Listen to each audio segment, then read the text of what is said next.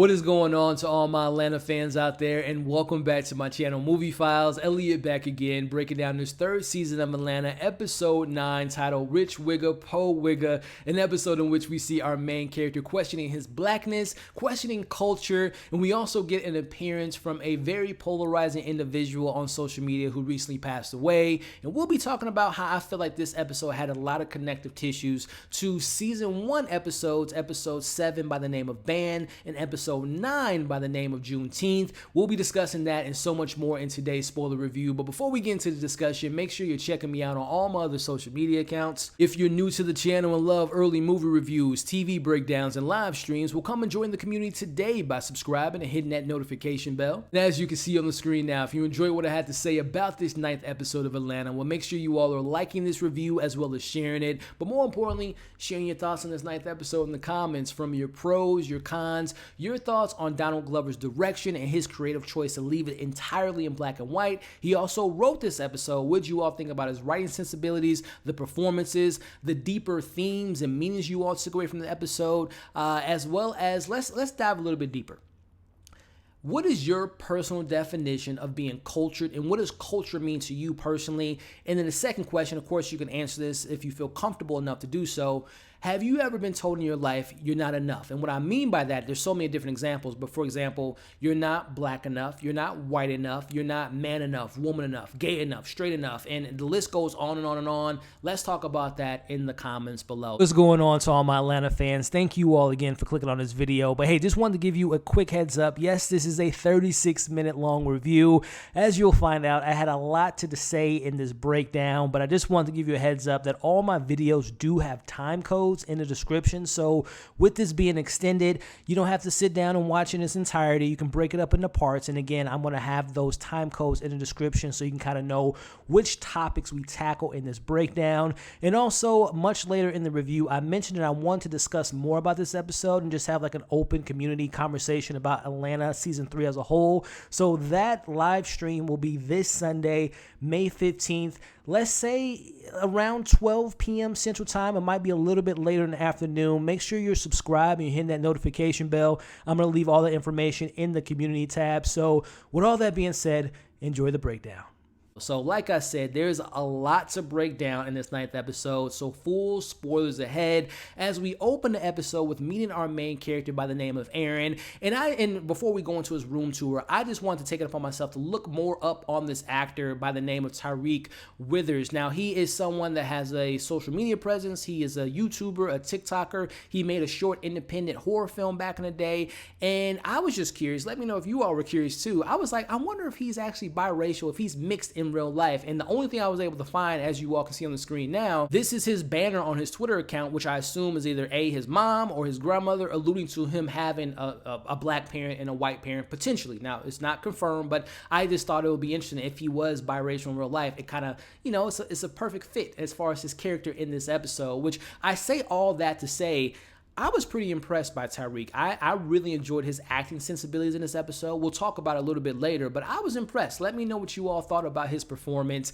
But let's get into Aaron. Now, we have this room tour. Now, I'm going to be using this as this isn't factual. This isn't my opinion, but stereotypically speaking, this is what people think sometimes of black people, right? So we see that, number one, he's a baseball player, right? He doesn't play traditionally, or stereotypically, I should say, basketball or football, which there's nothing wrong with playing baseball if you are black or any ethnicity. It's, you know, it's America's sport, as they say, or at least it used to be America's sport. It might be NASCAR or maybe NFL. But either way, he's a baseball player. We transition to his music. You know, it seems like he's a big Post Malone. Like, if you have a big-ass poster in your room of Post Malone, you must be a big fan.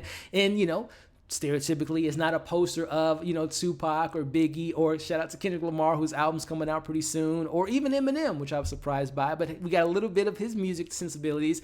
And then we transition over to Logan Paul. Now, I don't follow Logan Paul. I know very little about him, so I don't know if he demographically, if he speaks to a white audience or a black audience. So we have that there. But then we have a picture. Now, it's a picture. We later find out these are his close friends and also his girlfriend, Katie, but they're all white, which kind of speaks to him like a light switch. He turns on his whiteness when he needs to, and he turns on his blackness when he used to. And this is one of those black moments here when he wants to use his black card. So we see him playing this video game, which to me is kind of like a knockoff version of Call of Duty. I think it was named Flamethrower, Too Hot to Handle, I think was the name of the video game, but which they show that a lot, which was foreshadowing to what happens later in the episode. But as he's playing the game, I assume he was talking to two black kids or teenagers online, which the online, if you ever played online video games, it can get very hostile and very toxic. But he's playing the game. He gets a text from his girlfriend, Katie, who says, I got in, and obviously alluding to them wanting to go to the school in Arizona. This is a triggering point. He gets very upset because we later find out he's not able to afford, hence the title, Rich Wigga, Po Wigga. He's not able to afford going to college. So he gets upset. And this is my light switch analogy. This is when he turns on the black card, right? He tells these kids online, who we assume to be black, why don't you two N-words go find your dads? And he proceeds to make monkey noises. Now, obviously, you all know, stereotypically, using the N-word, again, using his black card to call them N-words. And then he goes on to say, which, the whole stereotypical thing of black men in the community, we don't have our dads. So he uses that, and then he goes on to make monkey noises, which a lot of people, discriminatory, racist remarks, they make black people seem like we're monkeys. So 2 strikes within 2 minutes of this episode. I wasn't a fan of Aaron, and we'll get some more of examples of him using that black card and using that light switch. So automatically not a fan of the character. But as we proceed in this scene, he goes on, he looks up the school he wants to go to, and this is a moment where I definitely want to shout out Donald Glover and his direction. Number one, the aesthetic in this episode being black and white was like brilliant to me, and we'll talk about the significance of that a little bit later.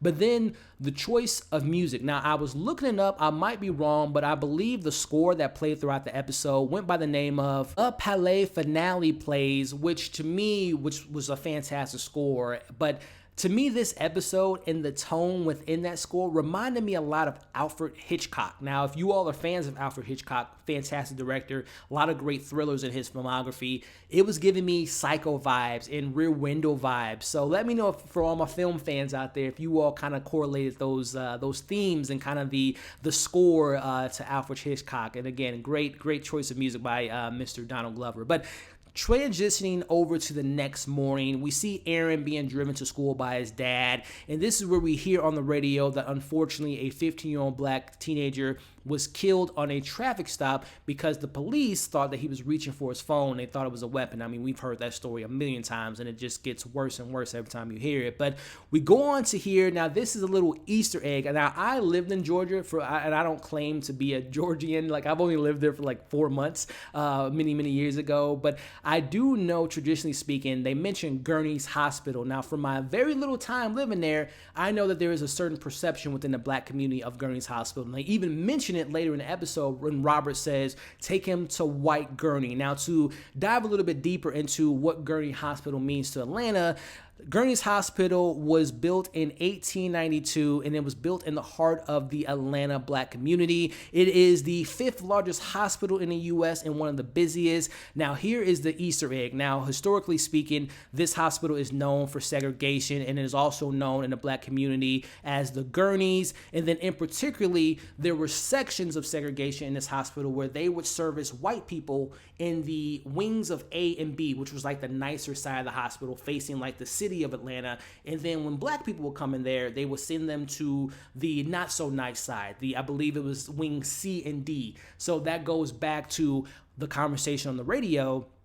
Black kid gets taken to Gurney Hospital, which traditionally speaking, black people don't want to go to Gurney's Hospital, which ties into that comment that Kevin makes later in the episode, take him to White Gurney's, meaning taking him to the nice wing, the good side, for this black kid to survive the night and make it out alive. So just to let you all know, that's kind of what the Gurney aspect of this episode was. But let's get back into the conversation.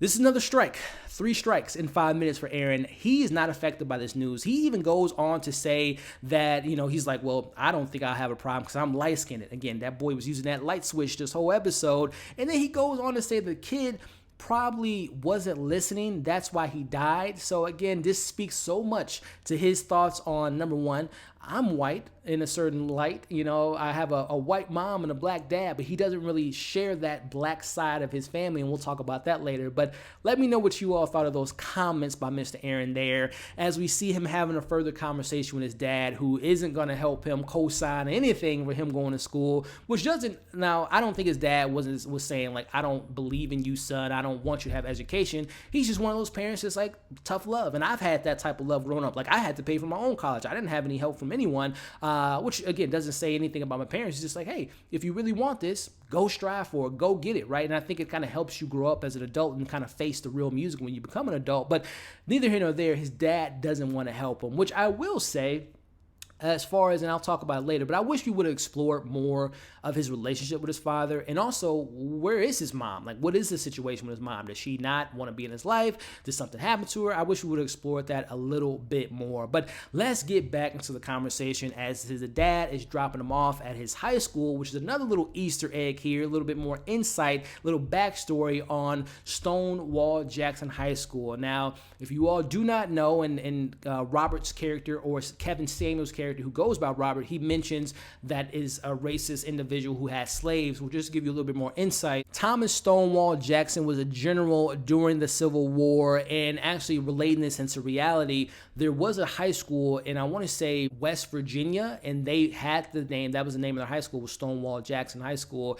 Back in 2020, I want to say, during the Black Lives Movement, they actually changed the name, and it's no longer a high school, actually, it's a middle school, but they changed it to like West Side Middle School. But again, it ties into the themes of this episode, that the high school was named after someone that was a part of the Confederate Army, which actually, a little bit more deeper research, Thomas Stonewall Jackson was actually second in command to another individual by the name of Robert E. Lee. Now, Robert E. Lee was the leading commander of the Confederate Army, and the reason I bring up Robert E. Lee, a couple scenes later, we meet a Robert S. Lee, and that's the name of the school. So I don't know if there's any correlation to that, but I thought that was kind of interesting. But speaking of interesting, this is 100% a stretch, but I like this little Easter egg if it is to be true. So Donald Glover, if you're watching this, if you can confirm this Easter egg here, I thought it was so funny that as Aaron's leaving the car, his dad tells him, I love you. Now, stick with me for here. For all my movie fans that have seen Spider-Man Into the Spider-Verse, one of my favorite animated movies of all time, my favorite Spider-Man movie,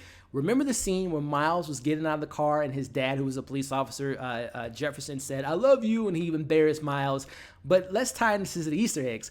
Who played Jefferson, Miles' dad, in that movie? Well, Brian Tyree Henry, little Easter egg there. And then we know that Miles' uncle in that movie, his name was Aaron. The character in this episode name is Aaron. And then just to really wrap it all home, Donald Glover is a huge Spider-Man fan, which might hint to these Easter eggs here.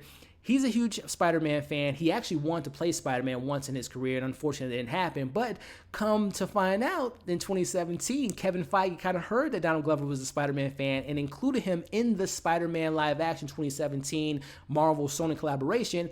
Who he plays is Aaron the Prowler, so who is the uncle of Miles. So again, maybe be a bit of a stretch, but I don't know. I don't know, Donald. Like I said, Donald, if you're watching this, number one, I appreciate you, man. Go ahead and let us know if this was a Spider-Man Easter egg there. So let's get into meeting Aaron's girlfriend, Katie, who's excited that she recently got accepted into high school. And she actually mentions that she got a scholarship, which is funny because she says, oh, black people, all they get is scholarships. Well, Katie, you got a scholarship to go to school. Rich Wigga, Poe Wigga reference again. But we see that the other white friends, his other friends, are going to the same college, leaving Aaron as the odd man out, which kind of speaks again to him as an individual. When he's white, when he's black, kind of in the middle, right? That biracial kind of perspective. But we get an announcement that all seniors have to go to the gym. So now we transition into meeting our character here. He is a businessman. He's a philanthropist. He's a philosopher. He's a Christian.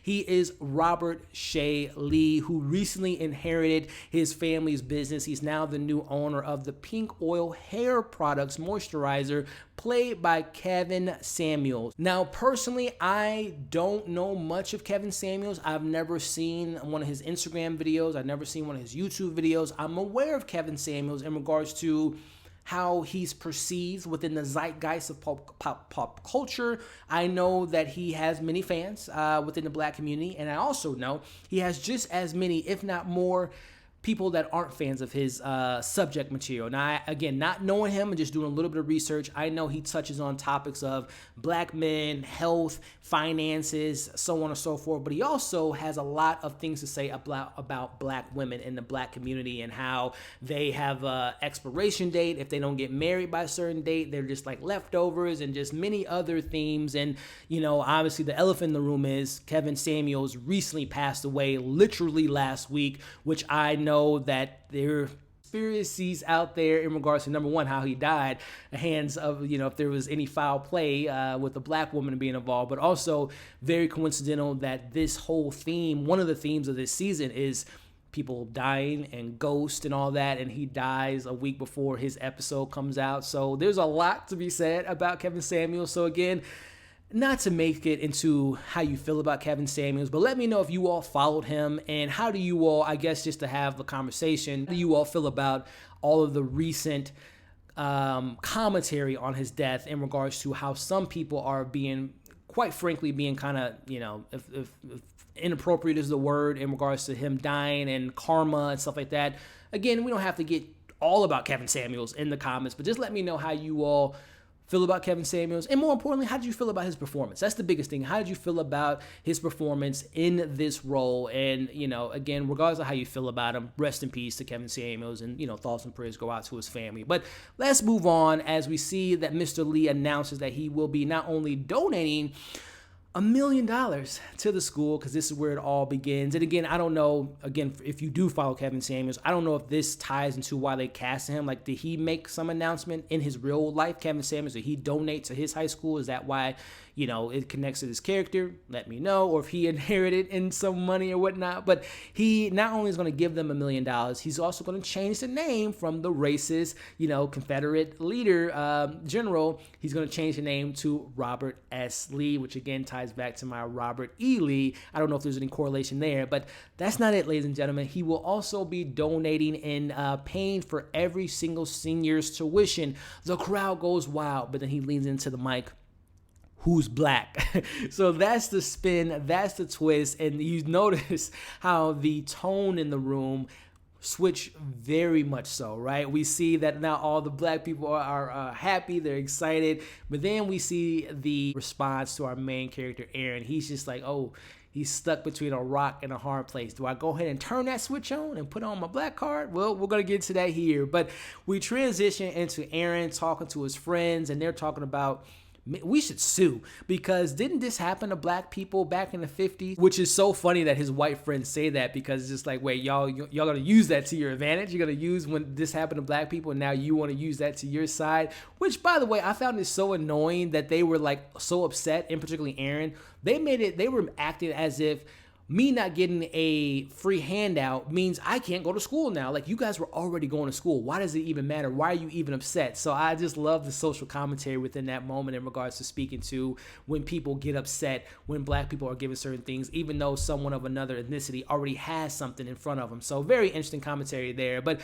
going back into their comments, we hear their opinions on the matter, and they believe it's easy for black people to get into college. Like I mentioned, scholarships. She's saying, Katie says, you know, they get all these scholarships. Like, Katie, you just said 2 seasons ago that you got a scholarship to get into the school. So the hypocrisy within her comments, and they're just giving, black people are giving scholarships to their disposal, as we see her going to this story saying that she knew a friend who dated a black kid who ended up getting a free schooling, ended up getting free college tuition, and went to the NBA. And it was funny enough, Zion Williamson, who, man, I hope he can get healthy and play basketball for a long stint of time, because he's a very good player. He was in college with Duke, which speaks to her ignorant comment.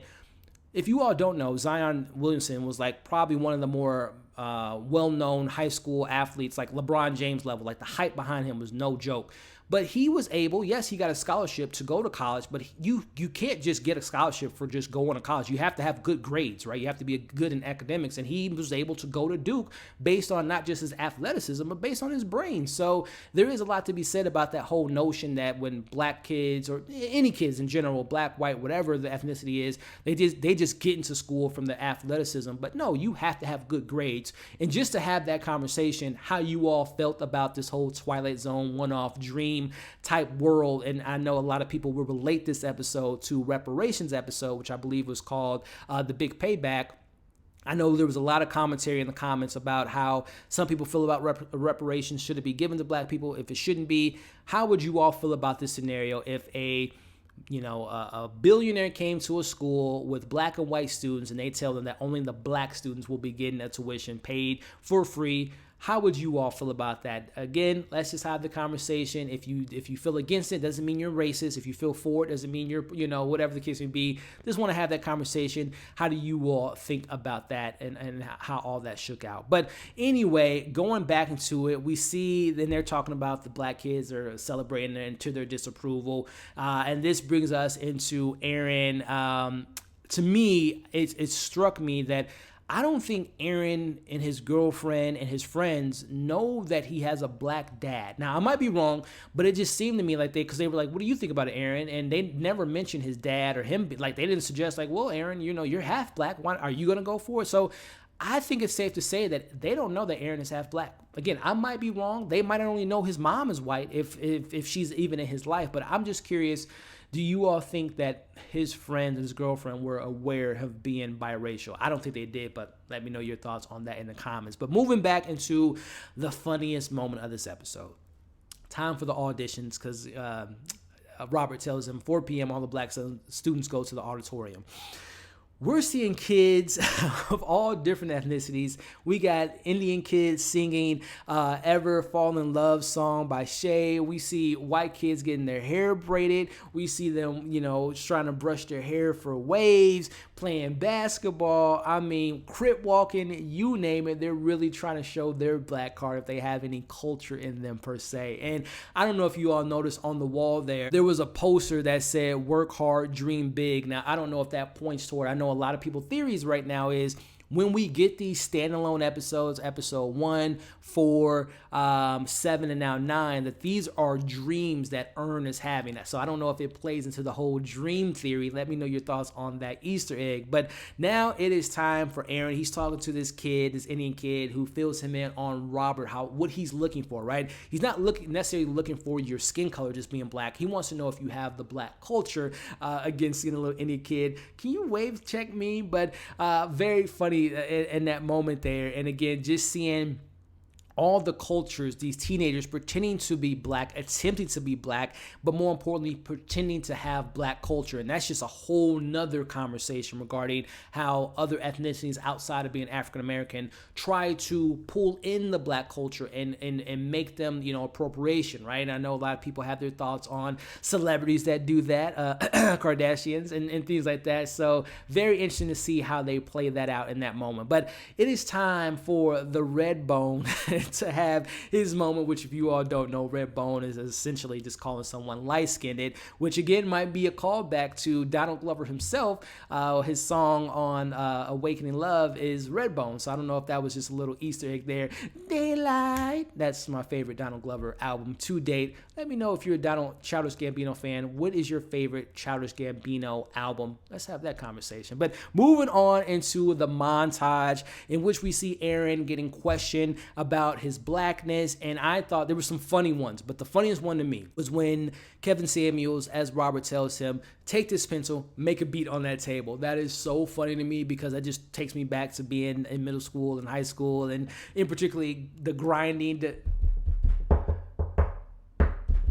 Y'all remember that, right? Even though I didn't have a pencil doing that, but that was just so funny to me. And there were so many other examples that they gave that I thought was just hilarious. Which, speaking of hilarious, Shout out to comedian legend George Wallace. I really enjoyed his inclusion in this episode. But I'm just very curious. Now, I thought the questions they asked him were definitely hilarious, but by no means do I think that this episode was saying, like, these examples are what it means to be cultured. These examples are what it means to be black. I just thought they were just being to the extreme and having satire about the stereotypes of what black people are known for in regards to sports and food choices, drink beverages, whether it's alcohol or what soda or pop do you drink. I thought that was very funny. But again, just diving deeper into the conversation, if that scenario was posed, it's Robert's money. He can choose how he wants to give it to the people, how he, brings it up, but I was just thought it was just very, very curious and very funny in that moment. And the question I want to ask for you all,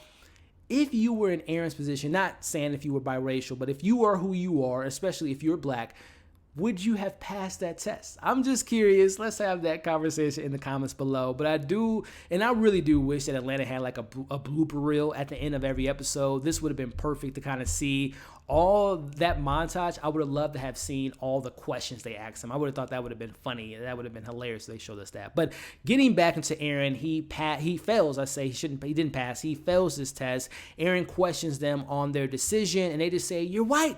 You are white." One of them says he's off-white, which is hilarious. But they tell him that if you were black, you would have had black friends to tell you that you are white indeed. So I thought that was so funny, which again just kind of speaks to that question I asked earlier.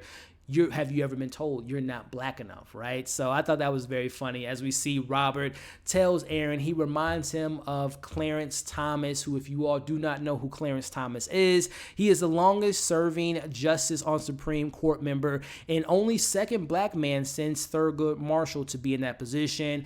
And then just a little bit more insight. I'm not really too much into politics, but from what I know about Clarence, and particularly in the black community, Clarence is known as someone that's very reactionary to his decisions in the courtroom, but he's also a conservative. He's a Republican, and he has his very interesting thoughts, being a black man of America and how he makes certain decisions and what he believes in. So that's kind of the ties to Clarence there. As even the little Easter egg, we see Robert tell him to Aaron, case dismissed, alluding to that he was no doubt talking about Clarence in that moment. Let me know what you all thought about all that. Your friends call you Clarence, or your mom, it goes back to 8 Mile. But going back into the moment here, what makes this scene so interesting to me, just going back to it, is them saying he's not black enough, and we see Aaron getting upset by someone telling him he's not black enough, even though he really never claims his blackness. And at least from what we saw in this episode, he only claims it when it benefits him, right? So I thought that was very interesting in that moment there. But we see Aaron is upset. He goes back home to his dad. He's showing his anger and whatnot on the lessons of not being black, which his dad tells him, well, maybe that's a lesson learned, that sometimes when you're black, you don't get what you believe you deserve. But I love how Aaron just blames Robert for him not going to school. Like, no, just hours ago, you weren't going to school because you don't have the finances, but now you're blaming Aaron or you're blaming Robert for you not going to school. Again, the hypocrisy in this kid is ridiculous. But things get a little bit worse for Aaron as he sees on Instagram that his girlfriend Katie gets a message from DeAndre, who's a football player at this Arizona school. And we see, I think the comment was, "I can't wait to see you this fall," or something like that, with like a heart emoji, which obviously pisses off Aaron at this point. And this is where he gets the moment where he gets broken up with. So now again, this is the straw that broke the camera's back. He's playing the Flamethrower game, which again I said earlier was kind of foreshadowing what he's ultimately going to do, which he makes this flamethrower in his garage. He is ready to burn it all down, which we see him arriving to the new name Robert S. High School, and he meets Felix, and who I thought it was just so interesting meeting Felix at the same time, and the conversation that they had there, as we learned that Felix was told that he wasn't black enough, even though he is clearly black. He's from Nigeria, and then this is where Aaron, again, hypocrisy, he's like, "Oh, yep, it makes sense. You have a place to go home. You have a culture to claim. That's why they didn't pick you." I'm like, "What? Really? this is how you feel, Aaron. This is your personal opinion on calling people black and who should have a black card and not. But they're starting to exchange kind of insults of each other. Felix calls him out. He tells him he looks like a Frankie Muniz, and he tells him he should keep that black card tucked. And then they end up throwing disapprovals of each other's flamethrowers, which ultimately we see Felix points his flamethrower at Aaron, and then he ends up burning the sign down. And now we're gonna get this flame throwing, too hot to handle game come to life. We see Aaron tries to flame out Felix. He misses.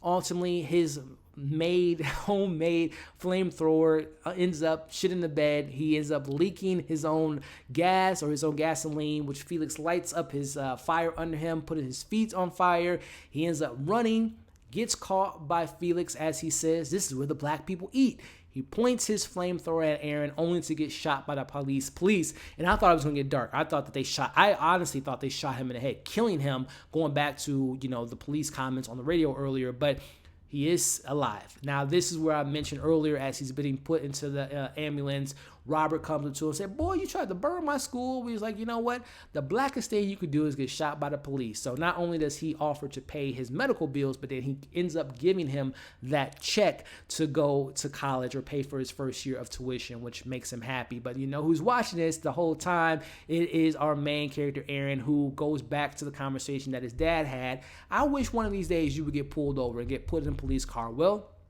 it comes true. He's in the back of a car watching this being happen and being taken into the police, which I thought was just so kind of poetic to that conversation that he had with his dad a little bit earlier in the episode. But fast forwarding to what we end on the episode, and I'm going to go back to how the episode ended, how I wish we would have got another scene. But we see on the screen 1 year later, in which we see Aaron working at what appears to me like an Office Max or like a knockoff Best Buy. He's talking to this black girl about his PO, which means he's on parole. He's brushing his hair now, and he's, talking with a black accent, kind of Ebonics, kind of embracing, again, that light switch, embracing more of his black side now, as we see Katie walking up to him, and he, it's like, "Let me talk to you for a minute," whatever. They're catching up and whatnot, and then as she's about to walk away, and he asks about how's school going, and she's like, "Well, how is this going?" Same old shit, different day, again, embracing that black side. He tells her, "You know what, Katie? I have never been attracted to you more in my life." And then he looks at the camera as we get the song playing, "Hanging On" by a string by Loose Ends. I thought it was so funny, him acknowledging the camera and also just acknowledging to the audience, like, "Hey, I can pick and choose what I want. I can talk to a black girl. I can embrace my black side," which, by the way, and we'll talk about more Easter eggs here in a second, but I thought that ending was very, very funny. So just kind of wrapping up this discussion, this review, things I really enjoyed about the episode. Number one, the choice to have it be in black and white to me was a very cool, creative choice, and again, just kind of aesthetically speaking to when films are in black and white or TV shows in black and white, it really kind of highlights the atmosphere, the tone, the visuals, the kind of dream-like type of scenario. Again, if we're alluding that these are just dreams that Ern is having, it kind of speaks to that. So again, I thought that no color, which is funny, no color, no black, no white, just black and white throughout the episode, was a very brilliant choice by Donald Glover, which also, going back to brilliant choice, I don't know if you all noticed, but throughout the episode, Aaron, his clothes choice, we first see him wearing a white t-shirt, and then throughout the episode we see him wearing, like, covering up his whole skin, right, kind of like alluding to him being ashamed of his skin tone, right, of being light-skinned, but he was covered up the entire episode. And then we would see him with a white t-shirt, which brings us to, at the end of the episode, he now has a fade, and he also is wearing a black t-shirt, which now he's kind of embracing more of his black side, his blackness. So I thought that was very interesting there. And again, the idea of culture not being a color, but, your culture, kind of alluding to all that stuff there, which I thought was very fascinating. But I also thought it was interesting that Donald Glover directed this episode and wrote it, because I know some people feel like Donald Glover, this might speak to him and his kind of perspective of how people view him. Some people think that he's not black enough, right? I've seen the comments out there, especially with him. I don't know if he's married to her, but I know he dated a white woman. He has kids by a white woman. I know people have their personal opinions on that. But, Donald Glover, as you all know, he grew up in Atlanta. He lived in the suburbs of Atlanta, and obviously, has a black dad, a black mom. His brother works on the show. So I think it's very interesting that this episode might speak to how Donald Glover perceives himself within the public eye in regards to how people think he might not be black enough in some instances. But going back to how I felt like this episode not only connects to the continuation of reparations in this season, but going back to season 1, episode 7, Band. That episode touched on black culture, what it means for Paperboy to be a hip hop artist in that time. But also, as you all might remember, it was like a side story of a black man who thinks that he's white, which was very similar to the Chappelle Show. So I thought that there were some connections there, kind of identity crisis, as well as, you know, passing as a black man, passing as a white man, as we saw Aaron did in this episode. So I think it ties to that. And then lastly, going back to episode 9 of season 1, Juneteenth, that episode focused on black culture, Vanessa trying to get Earn and her family in this kind of high prestigious community in the Atlanta area. But remember, her friend's husband was a white man who like knew everything about black culture. So I think there was some connections there and how he was trying to like call out Earn for maybe not being cultured, right? So I think there's definitely some connective tissues. I talked about Tyreek's performance, and then if I do have any like nitpicks or criticisms, again, this is a very long discussion here, and I appreciate you all sticking around, but I just had a lot to say about this episode. I felt like there was some missed opportunities to not dive deeper into the relationship between Aaron and his father, as well as not getting any like scenes with him and his mom. Is she in his life? Is she not in his life? How does she feel about her son being half black, half white? I thought it would have been a very interesting, moments to share. And also, I wish they would have dove a little bit deeper into the discrimination that is shown within the schooling system and kind of the educational institutes. I wish they would have dove a little bit more into that insight. And then lastly, like I said, I wish that Aaron and the cop car, I wish that him and his father would have came up and maybe not bailed him out or said like, you deserve this, son, or his mom would have came and tried to get him out of jail, or just having even a longer conversation with Robert, like his perspective of the situation. So I wish there was a little bit more conversations around those characters. But overall, great episode, great direction, great score, great aesthetics, a really entertaining, fun, thought-provoking episode. But hey, that's my 35 plus minutes thoughts on the episodes, Easter eggs, deeper meanings, this, that, and the third. I know there's probably a million more things that you all probably picked out, so go ahead and let me know those in the comments. How you all felt about the episode, favorite moments, funniest moments, least favorite moments, the conversation I brought up in regards to have you ever been told you're not black enough or white enough or whatever the case may be, and how do you all perceive the definition of culture? Let's talk about that in the comment section. If you stuck around to this point in the review, I can't thank you enough. Before you all leave, make sure to like, share, comment, subscribe, and hit that notification bell. That way you don't miss any of my future reviews. I can't believe that next week is the finale, which makes me think that I want to have a deeper conversation with you all leading up to the finale. So keep an eye out for maybe if you're subscribed to the channel and if you hit that bell notification, we might have a live stream this Sunday, like Sunday afternoon, talking about not only this episode, but what we hope to see in the finale and just kind of having an open conversation about this season as a whole. So keep an eye out for that. But hey, thank you again for watching the review. Before you guys leave again, like I said, make sure to like, share, comment, subscribe. Hope you're having a great day. Hope you're staying safe. As you can see on the screen now, come and join the community. Check out my previous reviews for this very amazing show, Atlanta, and also check out my most recent review. I'll catch you all on the next breakdown.